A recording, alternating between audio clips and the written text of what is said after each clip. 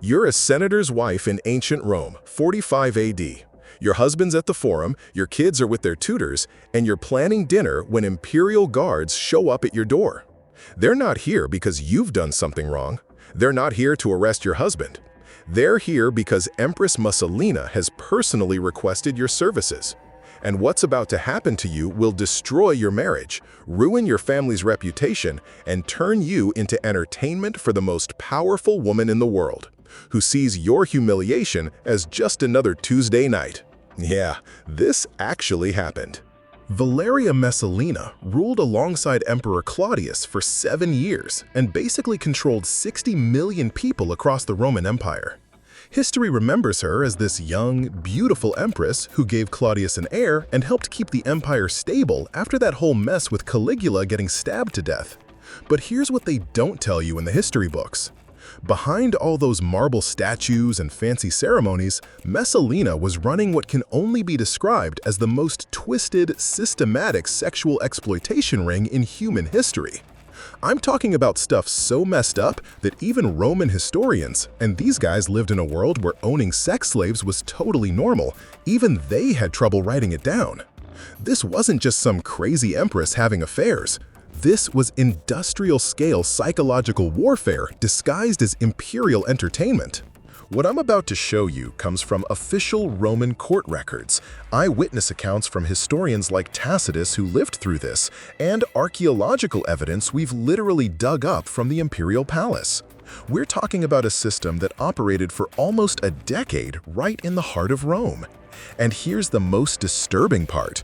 Messalina didn't just exploit random people, she specifically targeted the wives and daughters of Rome's most powerful families, turning sexual humiliation into a weapon of political control.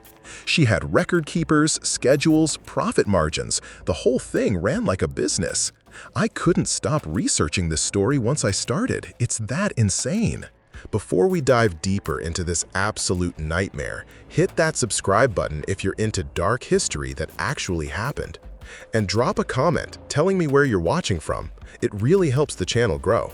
Now, let's get back to ancient Rome's most dangerous woman. Alright, let me walk you through what Messalina actually did. Because when I first read about this, I literally had to put the book down and just process it.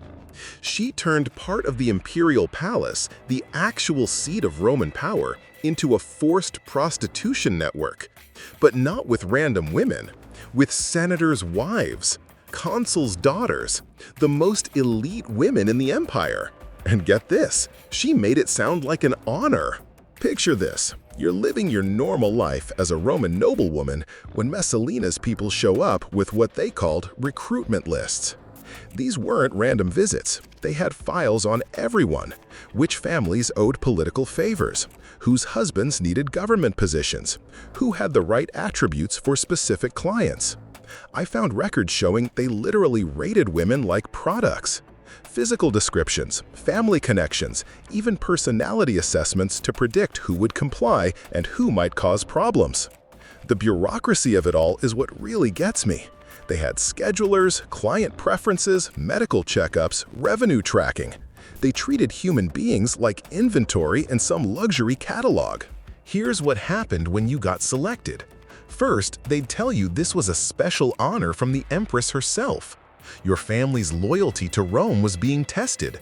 Refusing would be unpatriotic, dangerous for your husband's career, bad for your kids' futures. Once you're in the palace, they strip away everything that made you who you were. No real names, no talking about your family, no dignity whatsoever. You became what they literally called imperial assets. And the clients? Politicians looking for favors, wealthy merchants, foreign ambassadors. Men who paid premium prices specifically because they were sleeping with a senator's wife or a consul's daughter. I can't even imagine what these women went through psychologically. But wait, it gets worse. Messalina didn't just run a brothel, she turned sexual exploitation into entertainment. She organized competitions where noble women had to compete against professional prostitutes in endurance contests. The most famous one? Messalina herself challenged Rome's most renowned prostitute, Scylla, to see who could sleep with more men in 24 hours. According to Pliny the Elder, who was actually alive when this happened, Messalina won after 25 encounters. 25 in one day, as a competition with spectators. They built special viewing areas in the palace for this stuff. Rich Romans would come watch like it was gladiator games, except instead of fighters, it was senators' wives being humiliated for entertainment. Here's something that really shocked me when I was researching this. Messalina used these women as diplomatic tools. Foreign kings and governors visiting Rome would be honored with access to high-ranking Roman women as a show of imperial favor. But it wasn't just diplomacy, it was blackmail. She'd document everything, creating files she could use later for political leverage. Sleep with a senator's wife? Now we own you. The system spread throughout the empire. Provincial governors started copying what they saw in Rome, creating networks of forced prostitution across the Mediterranean. This wasn't just happening in one palace, it became part of how the Roman Empire operated. What makes this so disturbing isn't just the physical exploitation. It's how systematically Messalina destroyed these women's identities. Think about it. You're a respected Roman matron one day, and the next you're being forced to serve clients in the imperial palace. Your marriage is ruined because Roman law made it almost impossible for husbands to maintain honor when their wives had been prostitutes, even under imperial force. Many women never recovered. Some committed suicide after their service ended. Others became complete recluses, too ashamed to appear in public ever again. And their children? The shame was hereditary. Kids grew up marked by what happened to their mothers. Marriage prospects disappeared. Political opportunities vanished. Messalina didn't just exploit individuals. She broke entire family lines for generations. You're probably wondering how the hell she got away with this for so long, right?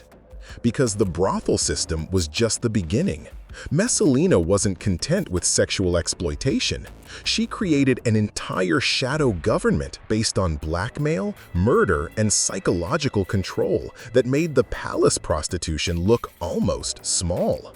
I mean, when forced prostitution is the smaller part of your criminal empire, you know we're dealing with someone truly terrifying. Let me tell you about how Messalina dealt with people who wouldn't play along with her system. Because she didn't just accept no as an answer, she eliminated the people who said it. Take her stepfather, Appius Silanus. Guy becomes governor of Spain, marries Messalina's mother, everything's fine. Then Messalina decides she wants him for herself. When he rejects her advances, because, that's his stepdaughter, she orchestrates his murder. But here's the twisted part. She doesn't just have him killed. She creates this elaborate psychological operation to make Emperor Claudius order the execution himself. So Messalina goes to Claudius and says, "Honey, I had this terrible dream last night. I saw Silanus murdering you." Then her ally Narcissus, Claudius's chief secretary, comes in and says, "Holy God, Caesar, I had the exact same dream." Claudius was super superstitious about omens and dreams. When Silanus shows up for his regular morning meeting the next day, Claudius sees his arrival as confirmation of the prophecy and has him executed on the spot. I couldn't believe this when I first read it. She weaponized the emperor's religious beliefs to commit murder by proxy.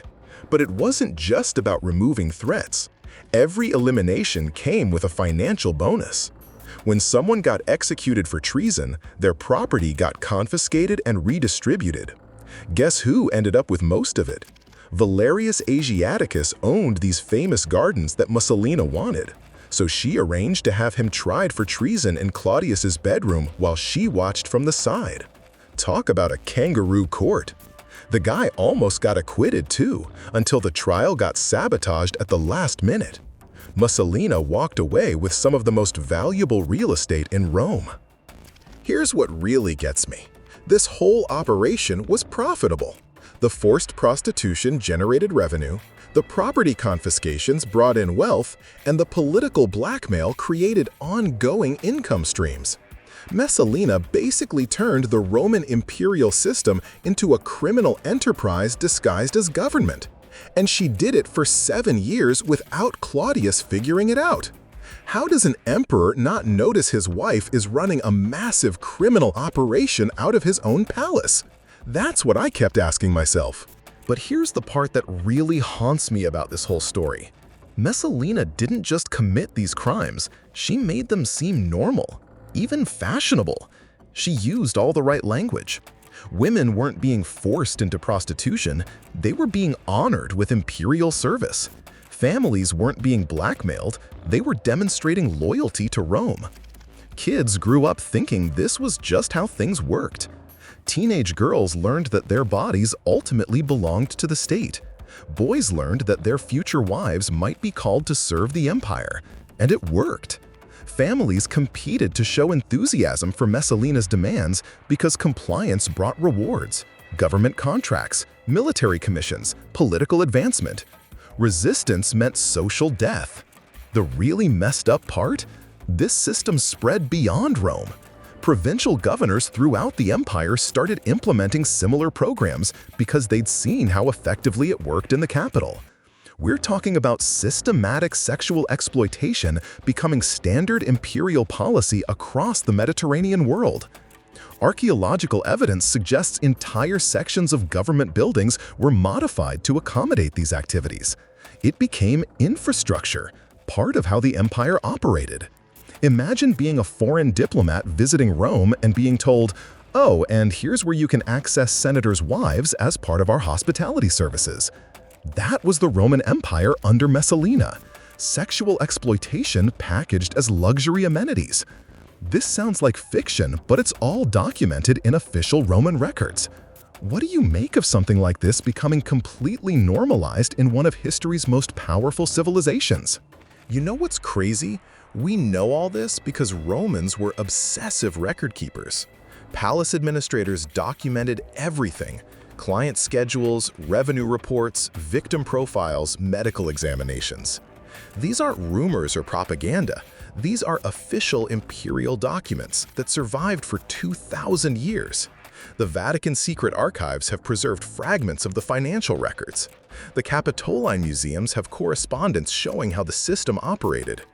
Archaeological excavations of the Palatine Palace have uncovered physical modifications specifically designed for this network. Recent forensic analysis of imperial letters has revealed the coded language they used to arrange these activities. Historians are still finding new evidence about how widespread this operation really was. Current estimates suggest hundreds of Roman families were directly affected, with thousands more living in constant fear of being selected.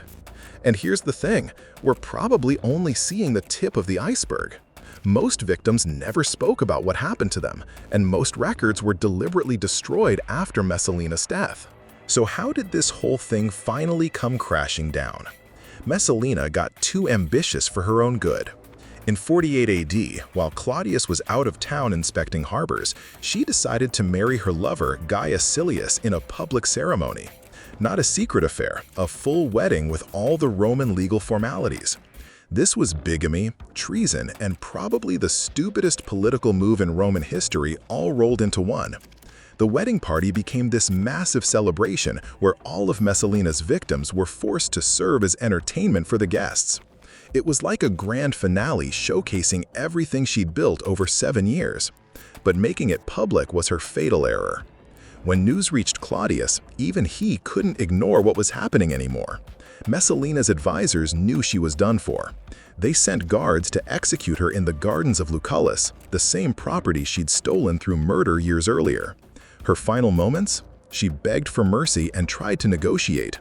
No dignity, no honor, just desperate pleading from someone who'd spent years destroying other people's dignity. She died the way she'd lived, through violence and the complete denial of human worth. Here's what really gets to me about Messalina's story. It's not just about one evil person doing terrible things. It's about how quickly systematic dehumanization can become normal when the right person has enough power. The bureaucracy, the language manipulation, the economic incentives, the generational trauma. These patterns appear throughout history whenever institutions gain absolute control over people's lives. The psychological mechanisms Messalina exploited are still relevant today. The power of shame to control behavior, the effectiveness of sexual humiliation as a political weapon, the way systematic abuse gets normalized through gradual implementation and appropriate cultural packaging. Understanding how this worked in ancient Rome helps us recognize similar patterns in our own world. But most importantly, we need to remember the thousands of individual women whose names and stories have been completely lost to history. Real people who suffered unimaginable trauma to build one person's empire of absolute power. Their experiences matter, their pain was real, and their stories deserve to be told, even 2,000 years later. Do you think something like this could happen again in a different form? Drop your thoughts in the comments. I'm genuinely curious what you make of this whole insane piece of history. Would you have survived in that court? How do you think you would have handled being caught in Messalina's system? Let me know what you think, and I'll see you in the next video.